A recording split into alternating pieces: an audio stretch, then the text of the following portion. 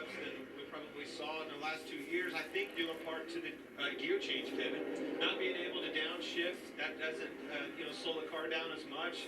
I think that'll be a good product for the race, when we get to it. Now looking at our scoring pylon, the drivers in white are the drivers on track in this group. This is group 1 of 3. Well, you see Austin Cindric, he struggled mightily in the first session, and I think for Austin, hopefully they made some big changes to their car because he had a tough time with the left front tire and turn in the middle of the corner. It was awful in the first practice. Kind of slow right Not now. a lot of changes, Larry, right? Just kind of the typical pit stop changes. Yeah, I mean, you mentioned it, Clint. You've got the ratio changes, which we still saw some drivers shifting. I saw Chase Briscoe shifting in that first practice session, but yeah, as far as rules, no real changes from last year. But the big thing is, and I know this is a quarter-mile racetrack, remember, Toyotas and Ford, new bodies for 2024. Well, and to kind of exaggerate or expand a little bit on what Larry said right there, the downshift doesn't slow the car down as much. It also doesn't help it turn as much in the center of the corner, and it also makes it easier to get up off the corner. So you see Hocevar way out of the group. Absolutely, and again, we've got our eyes on a guy like him. This is a tough format for these rookies anyway, and then all of a sudden you throw in the caveat that he doesn't have a heat race. It's go time. You've got to have this car set up in this practice session, because this next one, the qualifying lap, a 4-minute session, it's going to be hard. Chase Briscoe has been fast in both of our 2 previous appearances here at the Coliseum, and I think he was the first driver we saw shifting for the corners when we came here. Yeah, and Chase, we're going to look at Ross lock up his left front tire right here, and this is going to be very common today because of the no downshifting and just the way that the left front tire has so little load in it to keep it pressed against the ground. One thing that's unique about this racetrack, riding along with him right there, Ross Chastain got down on those rumble strips, Kevin. How much traction does that take away? Obviously the shortest way around, but it's got to take traction away. Well, it depends on how your car is handling, right? You see Ross kind of splitting it and getting down on the apron. Has to turn the wheel a long ways, which is pretty typical here because of the corners being so sharp. So you see him turn really sharp in the center, and that little turn back to the right, that's really what loads the right rear tire in order to make that thing drive up off the corner. Well, the Gibbs cars came to play, including Ty Gibbs, last year's Rookie of the Year, 3rd fastest overall. And the 3 Gibbs drivers top of the board, Hamlin, Bell, and Gibbs, are each in different practice groups here. Well, you don't have to go far to find Truex Jr., their other teammate. That's 4 of the 6. These Gibbs cars, like you said, they mean business. Won it last year. Let's do it again. And they just do so. You see how hard the Ty can get into the corner. That's what a lot of cars can't do. You see him. I don't know if he pushed him out of the way right there or not, but it worked. It's kind of the Toyota camp. I mean, even Tyler Reddick out here running laps. Like you said, Kevin, the obvious from above looking at this view is just how deep they can get in the corner without locking that left front up. Now here's one of the drivers who has work to do. Michael McDowell is 23rd on the board, and in the next practice round, only the top 22 will qualify. Yeah, and there's going to be, a little bit of a rhythm. You see Josh Williams right there sideways, trying to figure it all out. He did all of his learning in the first session, and you see the right side, it's got a donut on it. Well, maybe that's not a donut. Maybe that's just a stripe. My vision's not very good. It might have one by the end of the night. Yeah, that's right. More than likely. The crews are not in the infield for practice, and neither are pit reporters. Jamie Little.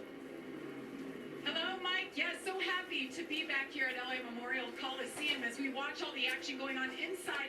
This is what's happening just outside. It's the staging area. It's an actual live street that has been shut down just for this race weekend. It's a place where all these teams have brought all their equipment. So in between practice sessions and afterwards before the race tonight, they make their adjustments. So all these drivers right here, Brad Keselowski, Denny Hamlin, they're getting ready to go out for their second practice session. And I can tell you there's been a lot of talk about the atmospheric pressure. The atmosphere back here, all-time high. These teams are ready to get going, ready to kick off the race season in 2024. Regan Smith, what do you have?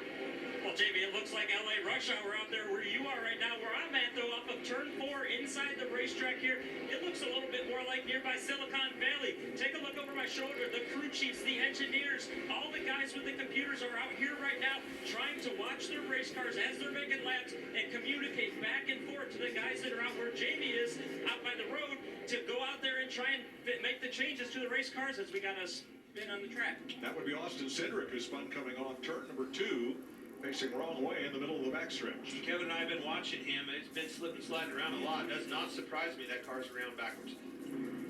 Got his hands full, doesn't he? Yeah, he definitely has a handful, and that's the difference between the cars of like Austin Cindric and compared to the Gibbs cars. The Gibbs cars just look way easier to drive because they can drive them in the corner. They're not struggling there. They're turning. They're doing all the things that you want.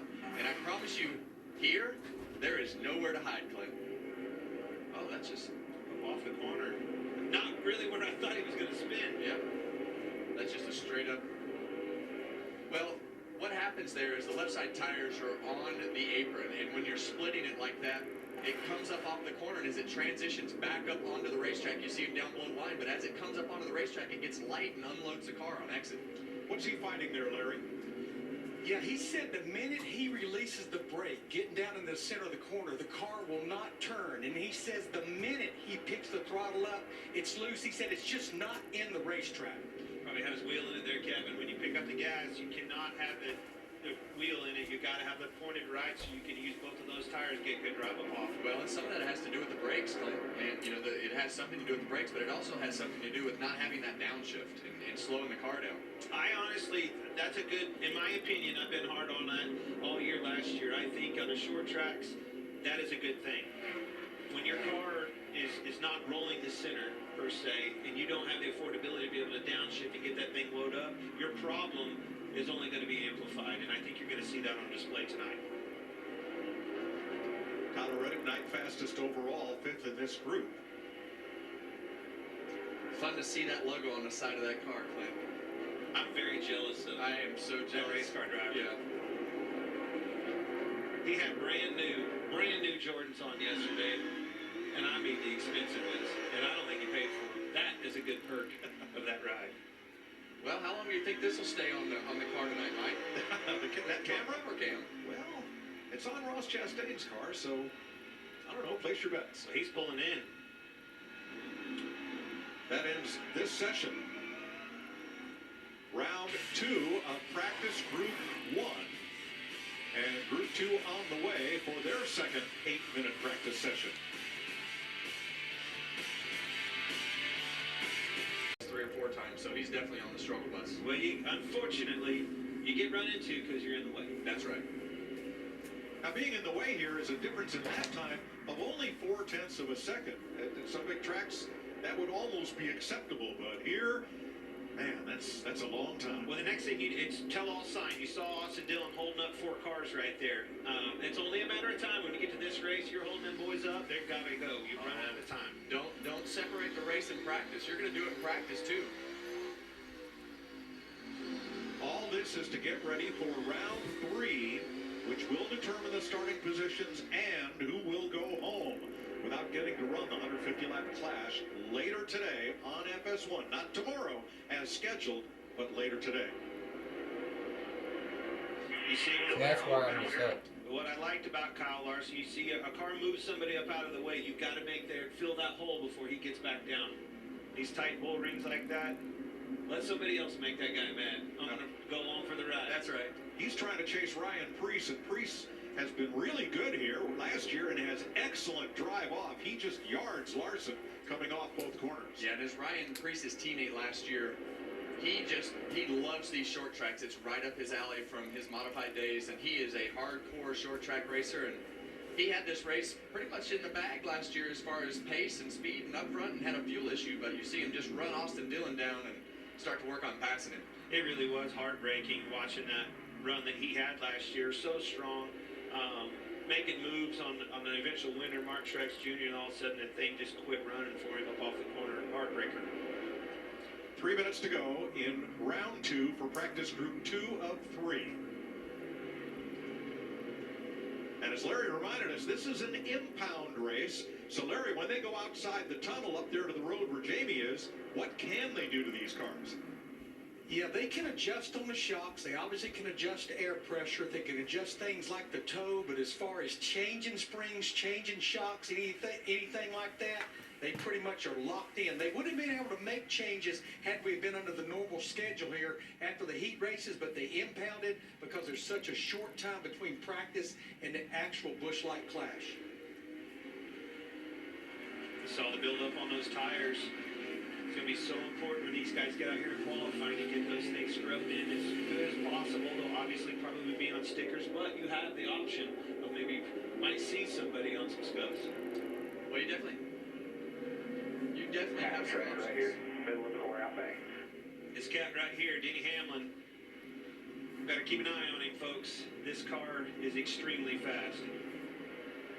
Let's remind you again of today's schedule. You were scheduled to see qualifying heats at 5 p.m. Pacific. However, we are going to set the field from the third round of practice. That will be practice qualifying. And at 5 p.m. local, 8 Eastern tonight, you will see the 150-lap Busch Light Flash at the Coliseum. Everything is happening today and all right here on FS1. I love what I just saw out of Kyle Busch right there. Textbooks passing. He did the crossover, got in on the outside of him, turned up underneath of him, away we go. Door bumper all the way on exit. Never had to touch him. And he was so good here last year, and it looks like his car is pretty good again. I think the guy that's surprising us right now is probably the 3